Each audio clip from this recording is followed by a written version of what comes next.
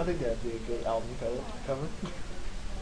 Okay, so we're going to get started. Today is exercise 115. I recognize that there's a little bit of trickling in occurring today.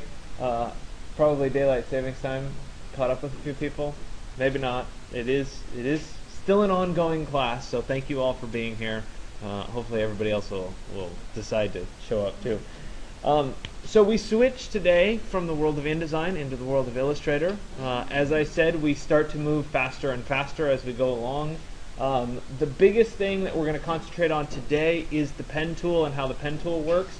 It is not specific to just Illustrator. It goes beyond Illustrator. You can use it in Photoshop, though we didn't really cover it in Photoshop yet, but it exists. You can also use it in InDesign, so it's not something that's just unique to Illustrator, and it's certainly something that will pay dividends as you go forward.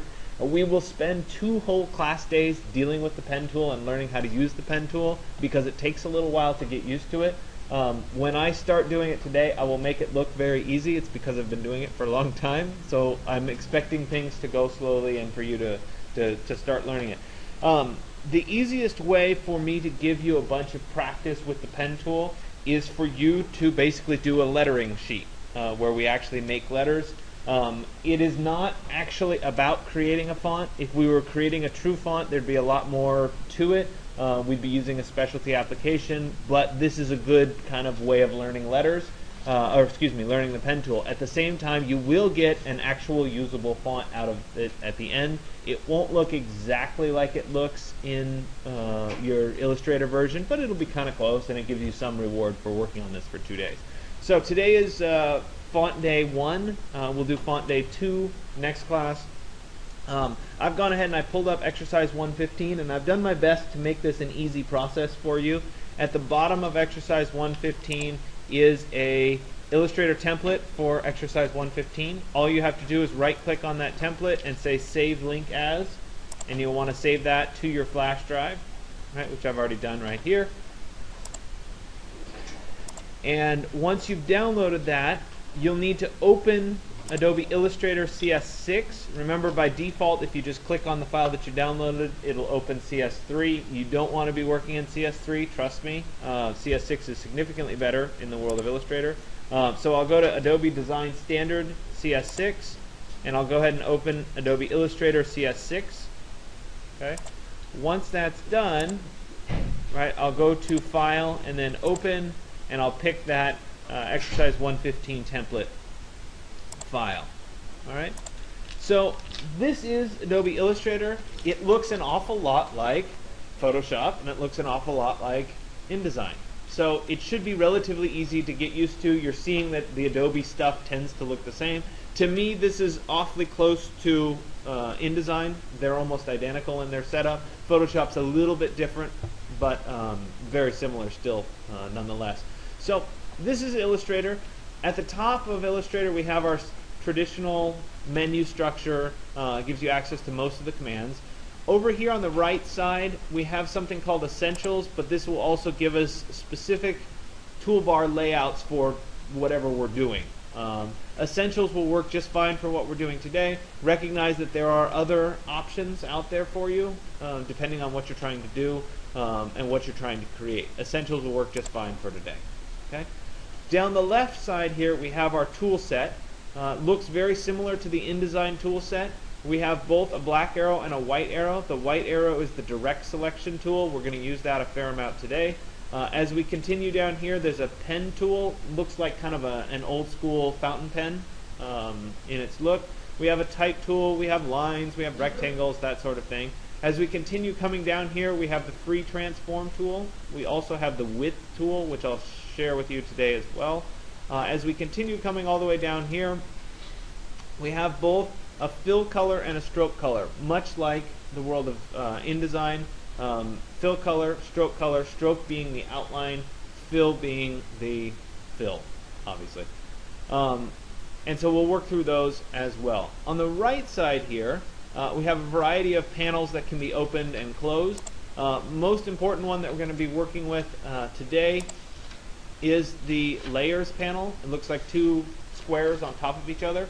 And you'll see here that I have a bunch of layers that have already been set up for you. There's actually 2 pages. We're going to work on page 2 on Wednesday. We're going to work on page 1 today. So what we want to do is make sure that page 1 here, the font, is highlighted.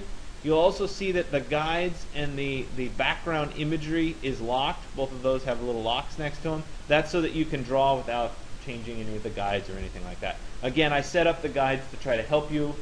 If you don't like them and want to turn them off, you can click on the little eye icon. Oops, wrong one here. And that'll turn all the guides off. It's up to you. To me, they're a little bit helpful, so I leave them on.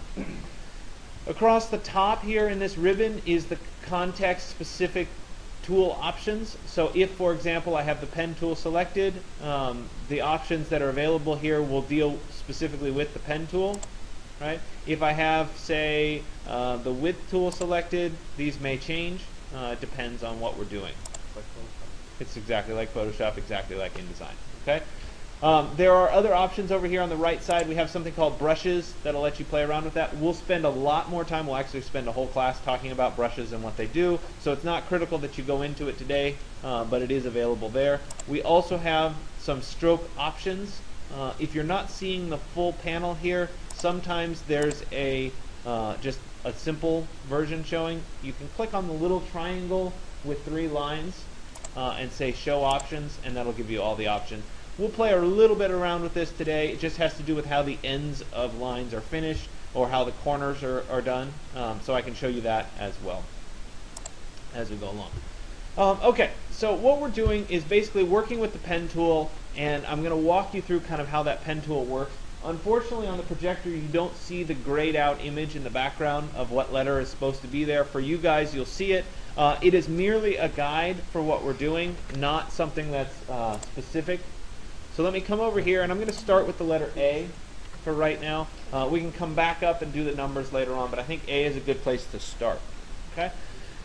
So once again, I'm going to confirm that the highlighted layer is font page 1, right? Because that's what I want to be drawing on, and then I can make that little drawer go away. And then I'm going to select the pen tool, all right, which is right here. And once I have the pen tool selected, I'm going to go ahead and start drawing. And initially, for something that's a very sharp, easy letter, something like A, it's a matter of clicking in where we want to start. So I'm going to click here to start. I'm going to click up here to the center, right, and we'll see that it draws a black line for me. Okay. Then I'll come down here to this side and I'll draw one more black line, right, and that creates that part of the A. Okay. This A right now is filled with white. I want it to be transparent, so I'm going to come over here to my fill color and I'll select the little red slash to make it transparent. Okay. Now, one of the things with the pen tool is it continues from wherever your last point was. So if I wanted to draw a line that went across here at the A, right, and I went to click where I wanted to go across, right, something like that, I'd end up getting something that looks like this, which is not what I want. So what I'm going to do is I'm going to jump up to the black arrow, click off in the white space so nothing's selected, and I'll come back to the pen tool. And there are key shortcuts for doing this, but for right now I'm not going to worry about it. I'm going to zoom in a little bit more so I can see this a little bit better. And then I'm going to draw a line that goes across. Now, one thing that you'll notice with the pen tool is if I move my mouse over the line, it's going to create an additional anchor on the line, which won't give us the line that goes across. So we want to be slightly off of the line, like that, and then we'll come across and we'll draw our line. Okay? So I did that, but my A isn't quite right. If we look at it, this line is a little bit longer than this line. My cross here isn't quite adjusted correctly. So I want to make some transformations to this. And I'm going to do that using what's called the direct selection tool, which is the white arrow, right? Not the black arrow, the white arrow. And when I use the white arrow, it will allow me to select individual points. So I could click on, say, this point here, and I could drag it out a little bit to make my A more even, right? Likewise, I could select the end point of this, and I could drag this over like that, and I could drag this point over like that. Oops. It jumped on me here. There we go. And I can end up creating the little crossbar of the A. I could select the line as a whole. I could drag the line down a little bit further, and then do the same thing. I can move these over. All right. Illustrator by default has some snaps available, so you'll see it jumping to lines. That's normal. Okay. And so now I've created my first letter. We'll move on to the B, right? And we'll talk about how you might go through creating a B. So I'm going to go ahead and go back to creating the pen tool. And I'm going to start at the bottom here, and I'm going to go straight up to the top, to that point. Now, I can go a little bit straight, so I'll go over a little bit straight, but then I need to create a curve on the end of this part of the letter. And so to create a curve, right, thus far we've just created straight line segments. If I just click, I'd end up with something that looked like that, right, which is not the most attractive B in the world. So what I'm going to do, I'm just backing up here, is instead of just single clicking, I'm going to click and hold. And when I click and hold, it will drag out a set of handles, and you can kind of see those handles. I know they're kind of light green, it's hard to see on the screen. And that controls the curvature of the line that I'm creating. So you can now see that that line curves down to this kind of halfway point, and then I'm going to come back, right? And I could do a single click. If I do a single click, it'll match the curvature to there, and then I can come back to over here. Oops. Something like that. Again, remember, I have to get close, not exactly on top of the line. So let me go ahead and click off into the white space, and we can look at what I've created so far. It's not quite perfect, but I can make a few transformations. I can drag this up a little bit. Oops, sorry about that. Oh, come on, Hubert. Thank you. Direct select. Right. Sometimes the arrow keys are really useful. I need to adjust my arrow keys to be a little bit more precise. There we go. Okay, so I've modified that. Now I'm going to continue on. All right, and I'll go back to my pen tool, and I'm going to build this one from the bottom. So I'll click on the bottom to start. We'll go over straight. This is going to be a little bit larger. I'm going to click and hold to drag out those handles. Something like that. And then I'll come back up to there or so. Okay. Now I'll go back to my direct select tool, the white arrow, and we'll make a few more modifications. Let's pull this up to there. And if I look at this B, okay, it's not horrible, but it's not the best in the world. So what I'm going to do is I'm going to select with the direct select that tangent point right here, and I'm going to adjust it so that it's a little bit higher, and then I'm going to drag the handles to adjust the curvature to look the way I want it to look. Right, something more like that. Right, and this takes some practice to see what looks right. Right, how far to drag it up, etc. Right, so it's not too bad. I want to adjust this point here. Come over, something like that, and I end up with the letter B. Okay. Now when we get to the letter C, right, I could use the pen tool, and I could start somewhere in this point. I could come up to the top, drag a line, right, drag a line at the halfway point, drag a line here, and end something like that. And then I could make a few transformations to make this look reasonably well. Right? It's okay, but a lot of times it's easier to start with a pre-made object for something that's circular like this. So instead of doing it completely with the pen tool, I'm going to use, instead of the rectangle, I'm going to use the ellipse tool, and I'll drag and draw an ellipse in place, something like that. Actually, you know what? Let me change the layer color really fast, and hopefully you guys can see it a little bit better.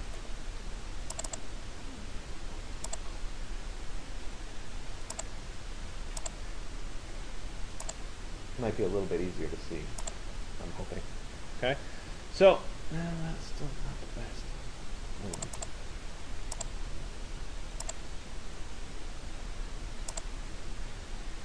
Maybe that's a little bit better. Okay, so I have this oval. Let me go ahead and drag it over slightly so it's in the center of this space. And what I'm going to do is I want to get rid of part of this line segment. So I'm going to use, instead of just the pen tool, if I click and hold on the pen tool, you can see that I have add anchor point. Adding an anchor point just gives me an extra point on this line. So So I'll add an anchor point where I want the C to end. Put one there. And I'm going to add an anchor point in the bottom here where I want the C to end. And so I have an anchor point there, and I have an anchor point right here. If I select, with the direct select tool, the point that's in the middle, right there, and I press the delete key, I can get rid of that part of the line segment.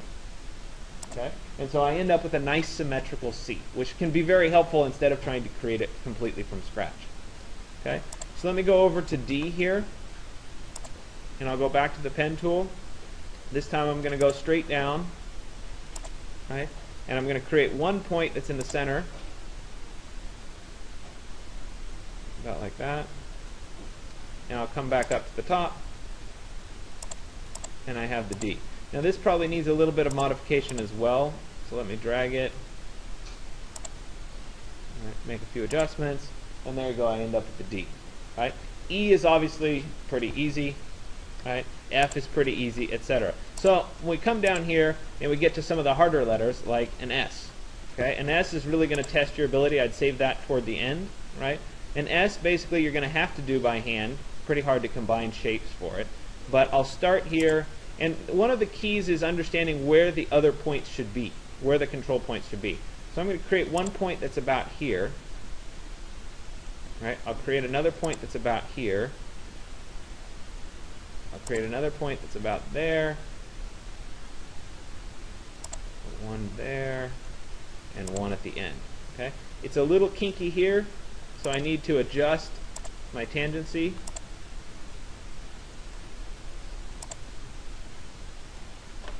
This probably needs to move over slightly.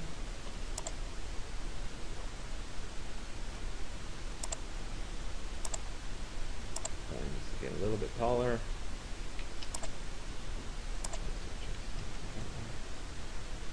Right? So it's going to take me a little bit of time to refine this. Too tall. To get the right shape and the right curvature. That's still a little tall. Right? But you can continue to play around with it until you get the proper S shape. But again, that's going to be one of the more challenging ones. Okay? So we can enhance these a little bit by adding something called width to them. So right now I have very simple shapes. But let's take the C, for example. I'm going to select it with the black arrow, right, so that the whole object is selected. And I can come over here to my stroke options, and I can change just the thickness of the line. So I can make the C thicker or thinner. I can also type in a value, so if going to 2 point is not right, I can say 1.5 instead. And it's kind of an in-between, right? I can also change the C is probably not the best example. Let me jump over to the A for a second here. Right?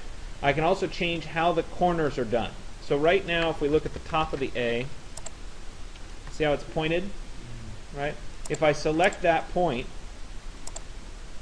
with my direct select tool, and I come over here to corner, I can choose to have it rounded, or I can choose to have it squared off. Okay? So we've got different options there. Likewise, when I come down to the ends, right, I could choose to have those rounded if I wanted to, like that. I could choose to have them squared off, right, or I could choose to have them clipped right at that particular point. Okay, so there's some flexibility in how those work. The other thing that we can do, let me come back over to my C, is I can use something called the width tool, which is over here on the left side, right? Hard to learn these tools by sight, but it's kind of a squiggly line with a little set of handles on it. And when I click on that, it will allow me to adjust the width at any point on a line. So if I click and hold at, say, this point, I can choose to make this part of the C a little bit fatter, right? I can choose at each of the ends to make those a little bit narrower. Make it a little bit narrower, like that. Okay?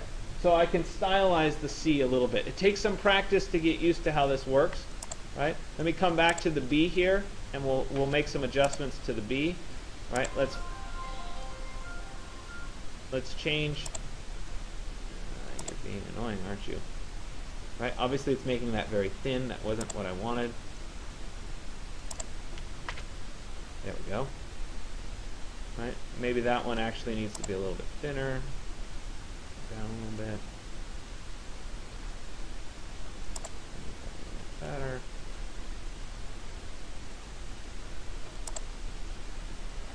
Right? So it may take some practice to get these just right. Anyway, you can play around with that kind of an adjustment. Okay? So the purpose today is really to get used to how the pen tool works, and going through the alphabet will get you there. I would encourage you strongly to get through all of the capital letters. It would be great if you got into this whole sheet, because there is another sheet for next class that'll get you through some of the other symbols and numbers and that sort of thing. But start with the capital letters because they tend to be the easiest to construct as you start to get used to how this works. Remember that combining shapes can be useful. The other thing that you can do if you have a shape that you like, right? So let's go back to let me quickly do an E here.